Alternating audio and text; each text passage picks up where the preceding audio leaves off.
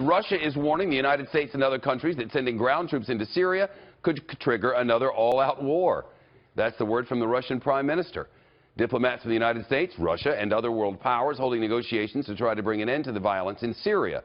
Secretary of State John Kerry says diplomats have agreed to implement a pause in the fighting, a cessation of hostilities, which is set to begin next week. But Secretary Kerry admitted any ceasefire would not include all of the other groups fighting for control of ISIS. It would not include ISIS and al-Qaeda terrorists. And Russian officials say that they'll continue to carry out their bombing campaign. So who is cessationing? Moscow's strikes have been supporting Syrian government forces. Despite the peace talks during our proxy war with Russia in Syria, the Syrian leader Bashar al-Assad today said he plans to retake the entire country. In an interview with the French news agency AFP, the murderous dictator admitted, quote, "It could take a long time." 5 years of war in Syria has killed some 470,000 people, according to activists with the group Syrian Center for Policy Research. I'd love to get up there on that map again. That map up there sort of told the whole story, and I didn't know you were watching it when I thought I was. Let's go over there. See this? This is the insanity that is Syria, just part of it. The regime, the regular government, the Assad regime, they control all this stuff here. See this stuff? Just this color right here, this orangey, reddy kind of color. That's what the government of the whole country controls. ISIS controls all the dark blue, black, whatever that is. See there? Looks like amoebas all over the place. Al-Qaeda controls the little brown specks up there in the northwest. The Kurds control that stuff up there in the north. Remember, the Kurds are on both sides of the Turkish border there. And then the ISIS and the rebels have control of the parts that look like an old New York City cab. So that's why it's all so confusing. That's why it's so difficult. Andrew Tabler is with us. He's a fellow at the D.C. think tank, the Washington Institute, where he focuses on Syria and U.S. policy in that region. Andrew has met Bashar al-Assad. He's also the author of In the Lion's Den, an eyewitness account of Washington's battle with Syria. This battle does not appear to be going well. And isn't our battle really with Russia?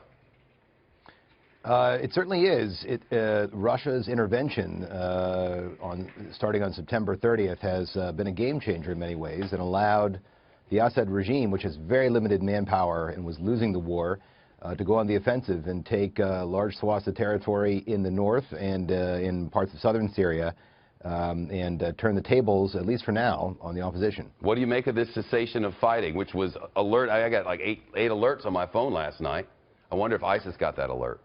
Well, it was never against ISIS or Jabhat al-Nusra, the al-Qaeda affiliate, but besides those two groups, the U.S. and Russia do not agree on what groups are terrorists and which ones are not. The Russians see most of the rebels as, quote, terrorists because they're fighting the Assad government. We certainly don't, and the United States backs a number of those groups covertly with weapons systems. So the other part of this that doesn't make sense to me, but probably will make sense relatively soon, is this cessation of hostilities doesn't occur for another week while aid is dropped into various parts in the country. I thought it was very interesting in the the message that came out of Munich yesterday that it's the regime areas that are going to receive a lot of the aid first and then the other opposition areas. So a very mixed picture, I think. People ask, you know, you meet people on the street, they recognize you from inside the TV box, and they ask you all kinds of interesting questions. Nobody has ever said to me, what's up with Syria? No one ever. Why can't we get people to care about this, and how big a problem could this become? It's a good question. I mean, I think, first of all, Syria is complicated. I think more people know about Syria, whether it's because of ISIS or because it's the center of the Homeland episode this year. There are lots, but I think Americans, though you're right, are focused on domestic affairs. Why this matters is that what happens in Syria doesn't stay in Syria. This isn't, you know, it's not like Vegas.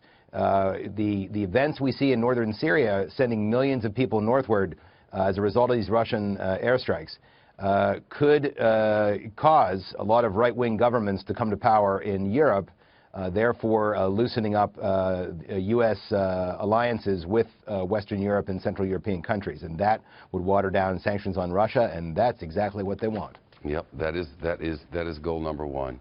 It's great to talk to you, Andrew. I wish we had a little more time. I hope you'll come back and speak with us again. Anytime. Thanks for having me. Andrew Tabler, appreciate it.